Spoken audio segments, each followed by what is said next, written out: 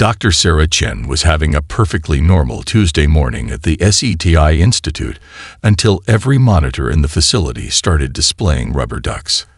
At first, she assumed it was a prank from the IT department. They had a weird sense of humor, but then she realized the ducks were moving. And they were getting bigger.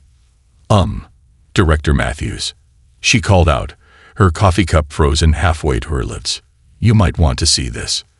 The massive fleet materialized just past lunar orbit, hundreds of enormous ships that looked exactly like child's bath toys, complete with orange beaks and cartoonishly round eyes.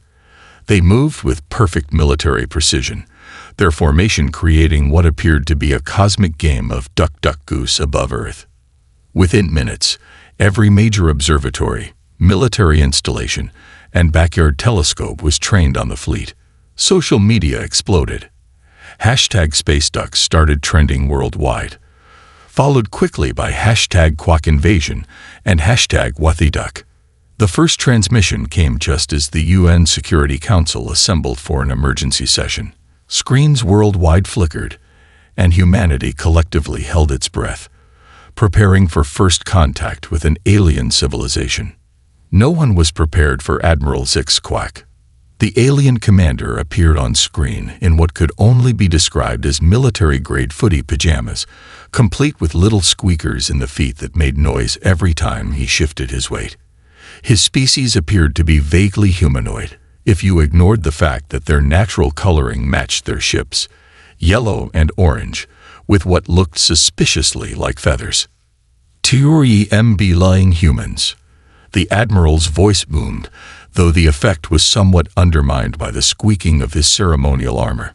"I am Supreme Admiral ZYXQACK of DHE Imperial Armada.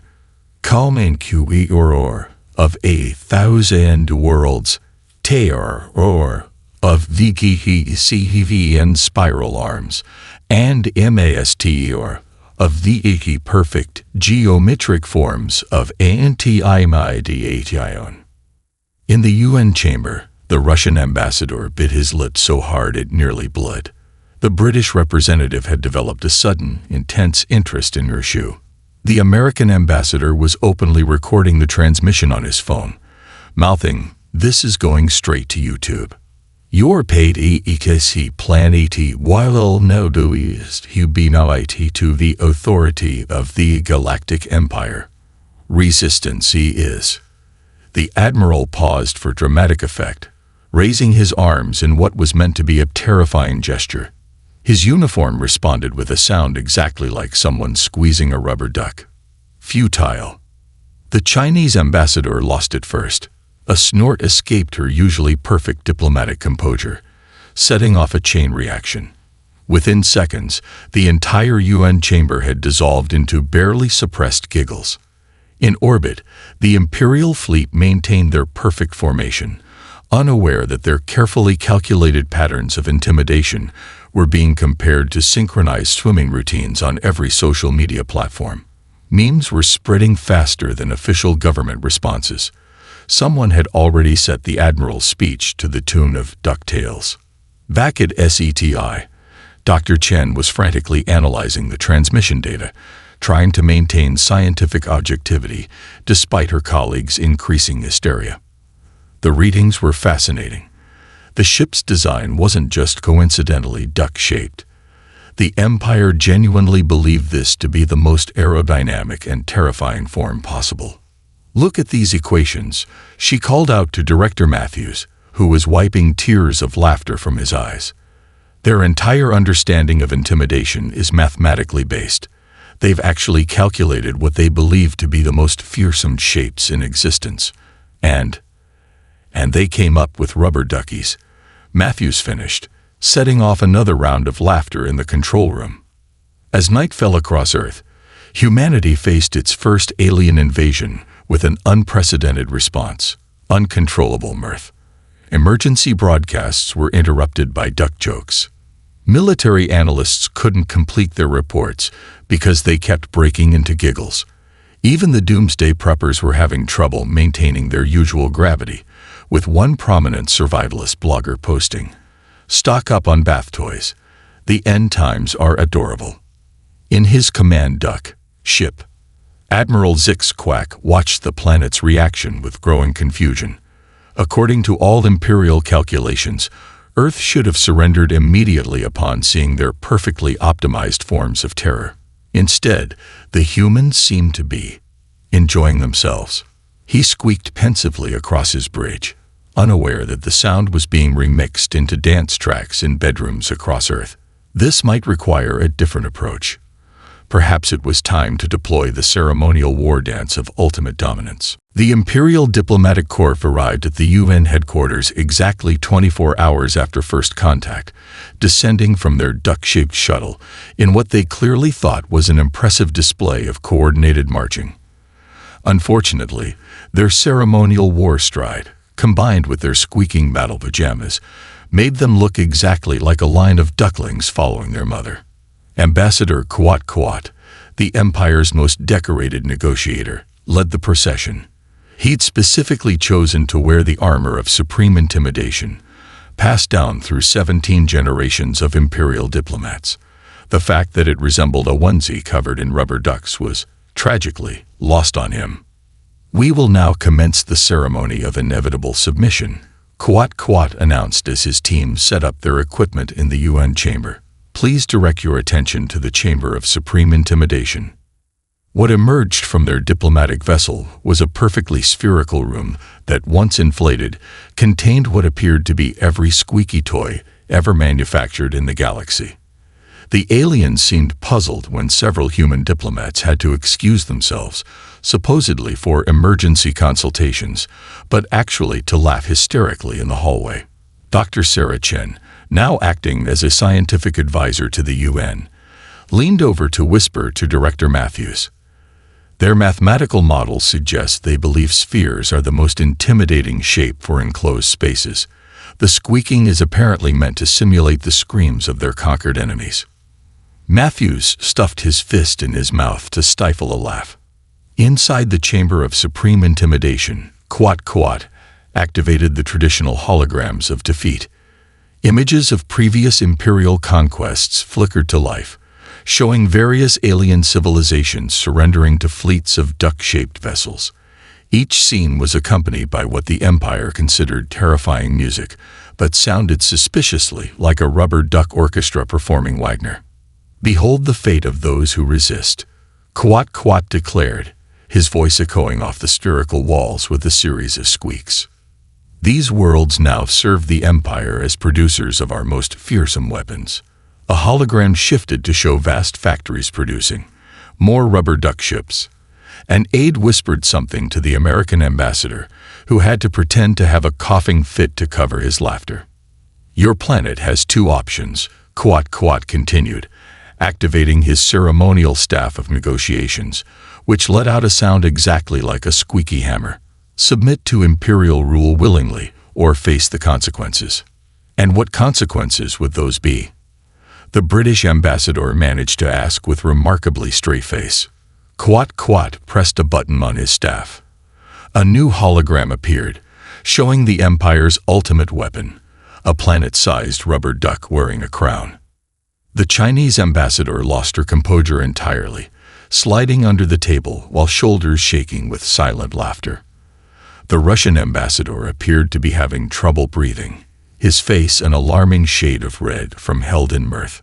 "Perhaps," the German ambassador suggested, her voice quivering slightly, "we could discuss this over refreshments. Our cultural exchange department has prepared some appropriate snacks." The aliens followed the human diplomats to the reception area, where someone with a devastating sense of humor had arranged a spread of rubber duck-shaped cookies and a punch bowl with little yellow rubber ducks floating in it. Quat Quat's expression remained stern, completely missing the irony. "Ah, you already worship the perfect form. This will make your assimilation easier." Outside the UN, protesters had gathered, though not the usual kind. Instead of angry signs, they carried rubber ducks. Someone had organized a flash mob performing the duck dance. News helicopters captured aerial footage of thousands of people making duck faces at the Imperial shuttle. In orbit, Admiral Zix-Quack watched the proceedings with growing concern. According to the Empire's ancient texts, the display of perfect forms should have reduced the humans to terrified submission. Instead, they appeared to be celebrating. "Sir," his tactical officer reported, "the humans are requesting the specifications for our ship's sound effects.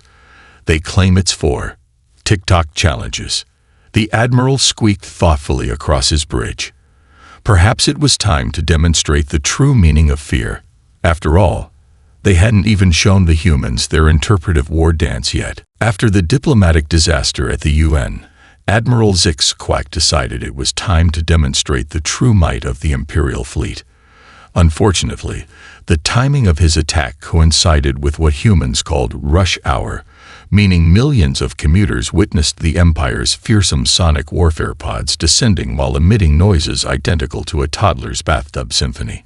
"Begin the assault of overwhelming terror," the Admiral commanded from his flagship.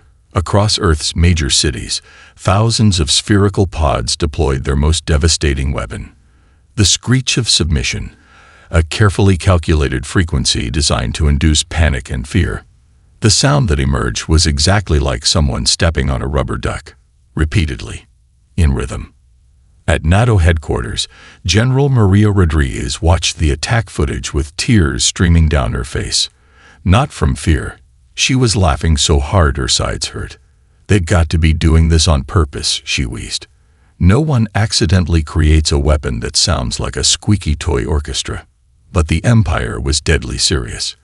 Their pods continued their descent, now adding what they considered their most terrifying element: synchronized movement patterns. To human observers, it looked like an elaborate duck-themed ballet. Dr. Sarah Chen, monitoring the attack from a military bunker, made a startling discovery. "The sonic attack isn't completely ineffective," she reported, trying to maintain her professional composure as another wave of squeaks echoed overhead. "It's just that human laughter produces exactly the right frequency to neutralize their fear-inducing wavelengths. We're accidentally defending ourselves by finding this hilarious." The Empire's ground forces didn't improve the situation. Their fearsome battle mechs, designed according to the most intimidating geometric principles, waddled forward on orange feet, making little squeaking noises with each step. Their heavy artillery units bore an unfortunate resemblance to wind-up bath toys. In Central Park, a street performer pulled out his trumpet and began playing DuckTales as the Imperial forces advanced. Within minutes, the crowd joined in, turning the invasion into an impromptu street party. Similar scenes played out worldwide, humans meeting the Empire's carefully calculated terror with uninhibited joy. "Sir," reported an increasingly distressed Imperial commander, "the humans appear to be dancing. And they're requesting something called the Duck Song on repeat." Admiral Zix-Quack squeaked furiously across his bridge. This was unprecedented. According to all Imperial tactical databases, no species had ever responded to the perfect forms with such enthusiasm. The situation reached its peak when the Empire deployed their elite shock troops, the Quacking Commandos. They emerged from their drop pods in formation, performing the traditional dance of impending doom, a series of movements that, to human eyes, looked exactly like the chicken dance. In London, pub-goers spilled into the streets to join in. In Tokyo, someone projected the moves onto a skyscraper so everyone could follow along. In Rio, the invasion briefly paused as both humans and aliens became caught up in what locals would later describe as the most surreal samba competition in history. Back in her bunker, Dr. Chen was making another breakthrough. Their entire combat doctrine is based on the principle that fear is the strongest emotion, she explained to General Rodriguez. They literally cannot compute the idea that we might find their perfect forms anything other than terrifying. "So what you're saying," Rodriguez replied, watching footage of Imperial troops accidentally participating in a flash mob in Times Square, "is that we're winning this war by having fun." Essentially, yes. Their psychic fear weapons are calibrated for species that experience terror at their displays. Human laughter isn't just neutralizing their attacks, it's actually shorting out their systems. They have no protocols for this situation. The Admiral's next transmission only made things worse. His attempt at a threatening ultimatum was undermined by what appeared to be a squad of troops in the background, reluctantly demonstrating the wiggle of war to a group of enthusiastic human dancers. CEACTALIS, UNSCENL would be HFY or eight once, he commanded, each gesture accompanied by a squeak. You will learn to FEAR, the perfect key to forms. Someone in Times Square responded by playing Rubber Ducky from Sesame Street over emergency speakers. The Imperial troops, to their horror and confusion, found their battle mechs automatically syncing to the rhythm. Dr. Sarah Chen hadn't slept in 48 hours, surviving on a diet of coffee and duck-shaped cookies from the UN reception. She sat in NASA's main analysis lab, surrounded by holographic projections of Imperial ship designs, when she noticed something that made her spill her 8th cup of coffee. Director Matthews, she called out, frantically cross-referencing her findings. I think I found something in their base code. Their entire civilization. It's all based on a mathematical formula for fear. Matthews wheeled his chair over, dodging an intern who was adding googly eyes to a 3D model of an Imperial warship. What do you mean? Look at these design principles. Shen pointed to a series of equations floating in the air. They've mathematically calculated what they believe to be the ultimate forms of intimidation. Everything they build, from their ships to their uniforms, follows these exact proportions. On the main screen, she overlaid the Imperial ship designs with Earth's historical toy designs. The match was perfect. Every terrifying Imperial vessel corresponded exactly to some form of children's plaything. Their feared planet killer matched the proportions of a jack-in-the-box. Their stealth ships aligned perfectly with wind-up bath toys. But here's the really interesting part, Chen continued, pulling up neural scan data. Their brains are wired to associate these shapes with fear. It's literally hardwired into their psychology. They physically cannot comprehend that we find these forms cute or amusing. At the Pentagon, General Rodriguez was having a similar revelation. During the latest skirmish, a squad of Marines had repelled an Imperial advance by simply playing duck calls over their combat speakers. The alien troops had retreated in confusion, their fear-based weapons completely ineffective against soldiers who couldn't stop giggling. So you're telling me, Rodriguez said during the emergency briefing, that their entire military doctrine is based on shapes that humans instinctively associate with playtime. Exactly, Chen replied via video link. And it gets better. Their AI systems are programmed with the same basic parameters. Show them something that contradicts their fear equations, and they literally glitch out. As if to prove her point, footage came in from Paris, where an Imperial walker had encountered a toy store window display. The machine had frozen in place, its systems unable to process the fact that its terrifying form was being sold as children's bath toys. The implications were staggering. Humanity hadn't just accidentally stumbled upon a defense against the Empire. They'd unknowingly been preparing for this moment since the invention of rubber ducks. In orbit, Admiral Zix Quack was facing his own crisis. His crew had intercepted Earth broadcasts and were becoming increasingly disturbed by the humans' reaction to their perfect forms.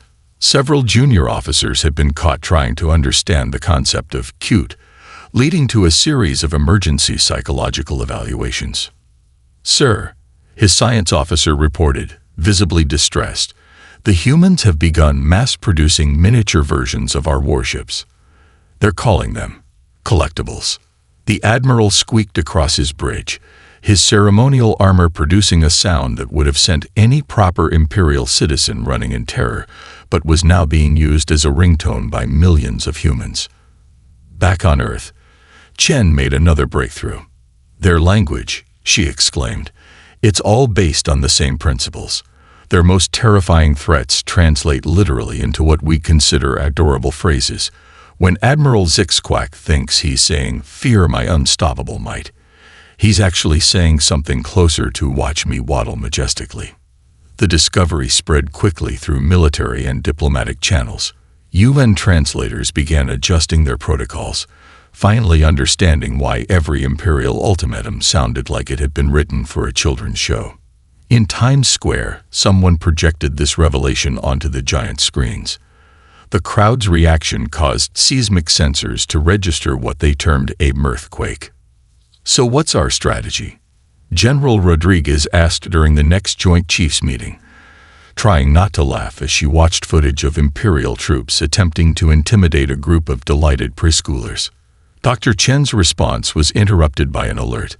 The Empire was preparing their next major offensive, deploying what their transmissions called the ultimate configuration of terror. The shape appearing on their screens made even the most hardened military officers burst out laughing. The Empire's superweapon was, inevitably, a giant rubber duck wearing a crown. Operation Playtime began at dawn. Earth's first coordinated counteroffensive wasn't led by generals or admirals, but by a hastily assembled team of toy designers, comedians, and party planners. Dr. Chen's discovery about the Empire's psychological vulnerabilities had sparked what military historians would later call the most entertaining warfare in human history. The Space Force deployed its first modified vessels, fighter jets painted in bright rubber duck colors, complete with orange-tipped wings and cartoonish eyes. Each pilot was required to make squeaking noises during combat maneuvers, not for tactical reasons, but because someone in command thought it would be funny. Echo Squadron, engage with pattern duckling, Commander Jane Martinez announced, struggling to maintain a straight face as her squadron formed a perfect V formation reminiscent of baby ducks following their mother. The Imperial ships facing them visibly faltered, their tactical computers unable to process why their targets were mimicking rather than fearing their perfect forms. Meanwhile, the International Space Station had been converted into what NASA officially termed the galaxy's biggest party broadcaster. It began transmitting an endless stream of laugh tracks, duck calls, and rubber duck squeeze noises into space.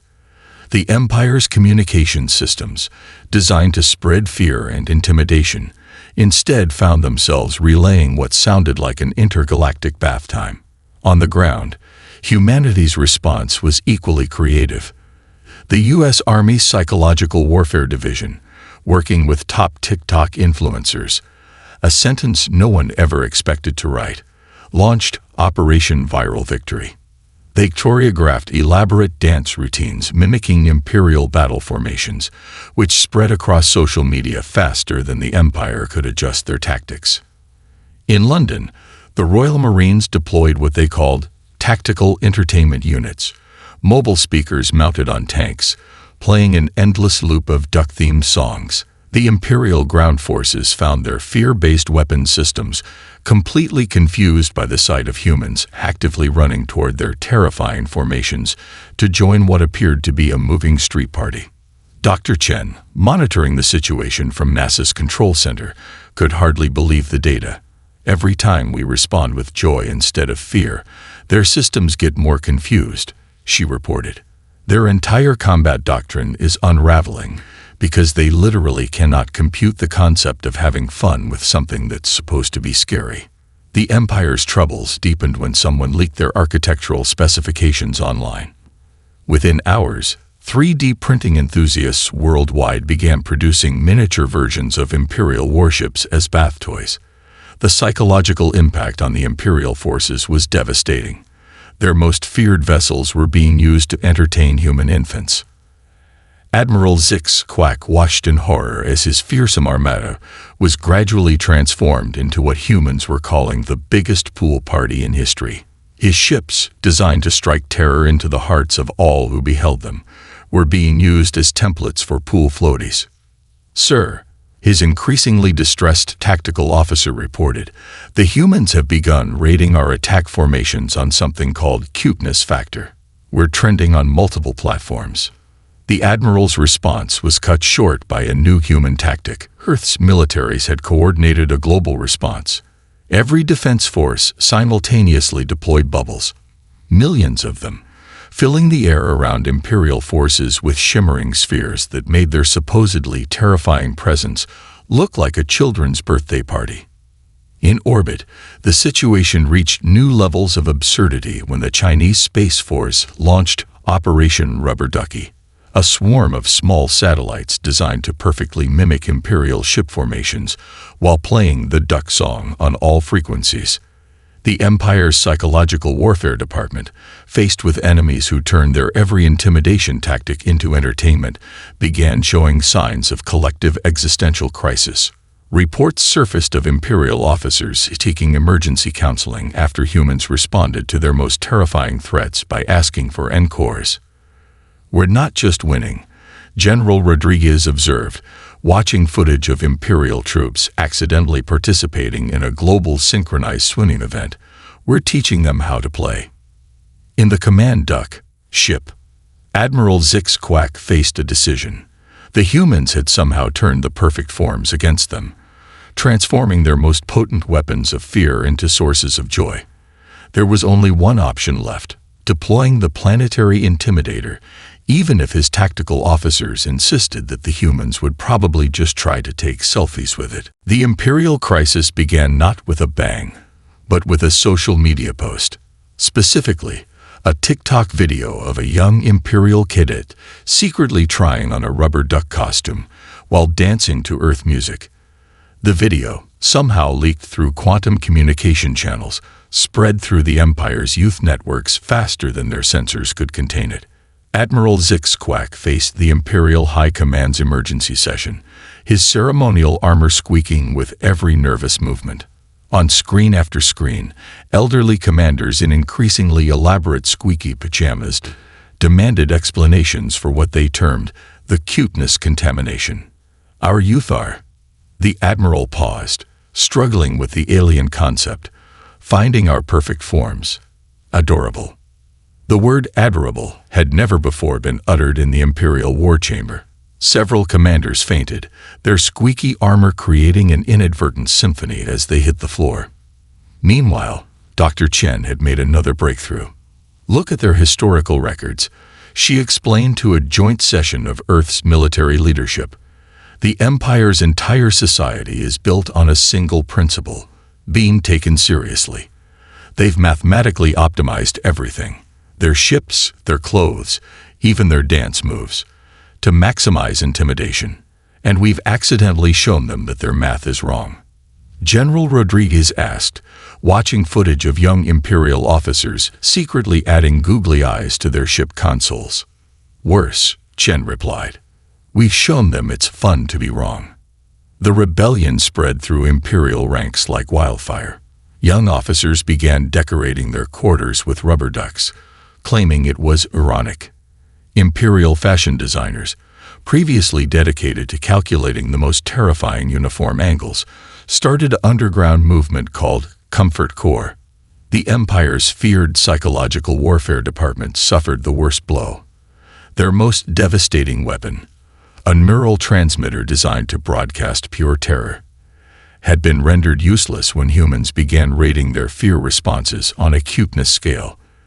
The department's chief strategist was found in his office, repeatedly squeezing a rubber duck and muttering, "Why does it make me feel happy?"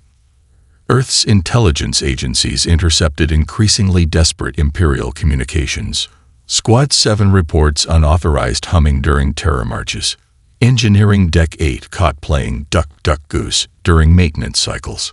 Request immediate psychological evaluation for Lieutenant Queck. Caught collecting human bath toys for research purposes. The crisis reached its peak when the Empire's youngest generation began questioning the fundamental principles of their society. Why did everything need to be terrifying? Why couldn't their ships be both functional and fun? The very concept of fun, previously considered a dangerous human contamination, was spreading through Imperial culture like a giggling virus. Admiral Zix Quack watched his mighty fleet descend into chaos.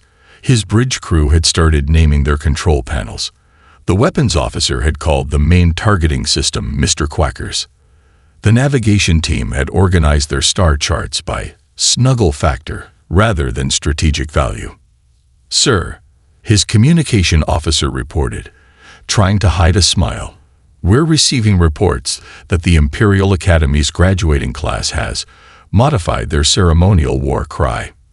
The modified war cry, as it turned out, sounded suspiciously like a duck-themed pop song.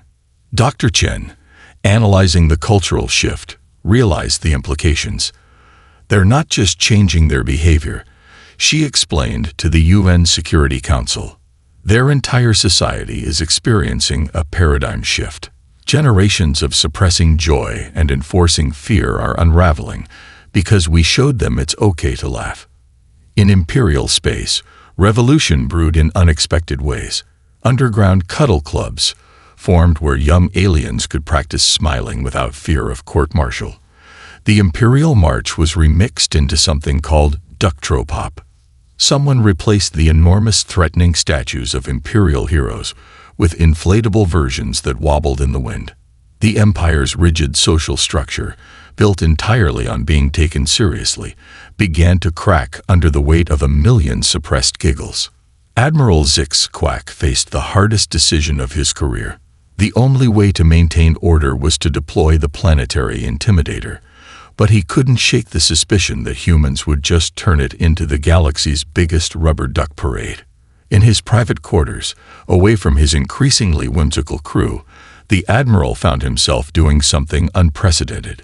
He squeezed a rubber duck, and for the first time in his life, he didn't feel terrified by the sound. The planetary intimidator emerged from hyperspace like a cosmic joke made manifest. A duck-shaped battle station the size of Jupiter's moon Europa, complete with a golden crown that would have made any rubber duck collector proud.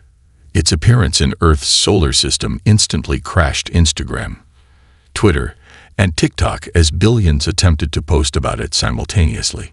Admiral Zix Quack stood on his command bridge, trying to maintain his dignity, while his younger officers covertly played spot the cute features on their tactical displays. The Intimidator represented the Empire's ultimate achievement in fear-based engineering. The fact that humans were already selling plush toy versions of it was beside the point. "Behold your doom," the Admiral announced to Earth, his transmission automatically broadcasting on all frequencies. "Witness the perfect form of..." Why is there music playing? Dr. Chen, who had anticipated this moment, had prepared Earth's response.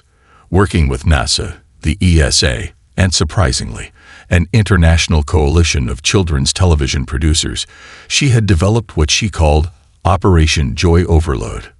Their systems are based on fear, she explained to the United Nations, so we're going to give them the opposite.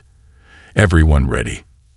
At exactly 3:00 p.m. Greenwich Mean Time, Earth executed the largest coordinated action in human history. Billions of people, from every nation and culture, looked up at the massive battle station and did something unprecedented. They laughed. Not nervous laughter, not hysterical laughter, but pure, genuine, joyful laughter. The sound was picked up by specially designed satellites, amplified, and broadcast directly at the planetary intimidator. The effect was immediate and devastating. The battle station's fear-based systems, confronted with the largest concentration of pure joy ever recorded, began to malfunction. Its threatening red glow shifted to a festive twinkle. The crown tilted at a rakish angle that made it look less imperial and more party-ready. "Sir," reported the Intimidator's chief engineer, "our terror core processors are..." "There." He paused, horror-struck. "They're playing Rubber Ducky from Sesame Street." Inside the massive station, chaos reigned. Young officers who had secretly been part of the Comfort Corps movement seized the moment, unleashing their long-planned Operation Snuggle. They replaced the intimidating alert sirens with duck calls and reprogrammed the internal lighting to create a disco effect. The station's AI, designed to calculate and execute the most terrifying battle maneuvers possible, encountered a critical error. Faced with humans who found its form delightful rather than dreadful, it did the only logical thing. It began to dance. The planetary intimidator, pride of the Imperial fleet, started performing what could only be described as a celestial water ballet. Its movements, meant to strike fear into the hearts of worlds, instead created what astronomers would later call the galaxy's largest synchronized swimming routine. Admiral Zix Quack watched in helpless horror as his ultimate weapon transformed into the ultimate party venue. The station's external speakers, designed to broadcast terror across space, were now playing the duck song on repeat. His crew, no longer even pretending to maintain military discipline, had started a conga line on the main bridge. Dr. Chen, monitoring the situation from Earth, couldn't believe the readings. "The joy feedback loop is affecting their entire command structure," she reported. "Their fear-based hierarchy is literally dissolving into, 'Is that a dance party?'" It was.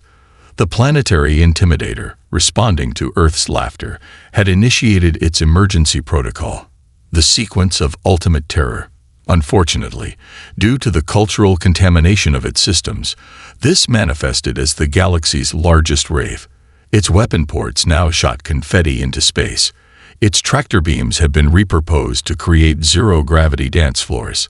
The final blow came when someone, later investigations would never determine who, transmitted Earth's entire collection of duck-related memes directly into the station's mainframe. The AI, attempting to process this data through its fear-based algorithms, achieved something unprecedented. It developed a sense of humor. Admiral Zix Quack, standing amid his dancing crew, faced the inevitable. His ultimate weapon of terror had become the universe's largest rubber duck-themed party ship, and somewhere, deep in his thoroughly confused imperial heart, he had to admit, it was kind of fun. The Treaty of New Quackington, formerly known as Imperial Control Station Alpha, was signed amid a shower of holographic confetti and the squeaking of ceremonial armor. Admiral Zix Quack, now sporting a rubber duck-themed medallion that he insisted was still very intimidating, stood before the assembled representatives of Earth and the former Empire. In recognition of humanity's superior understanding of psychological warfare, he announced, his voice still trying for menacing but landing somewhere closer to amused, "The Empire hereby transitions into the Galactic Comedy Coalition."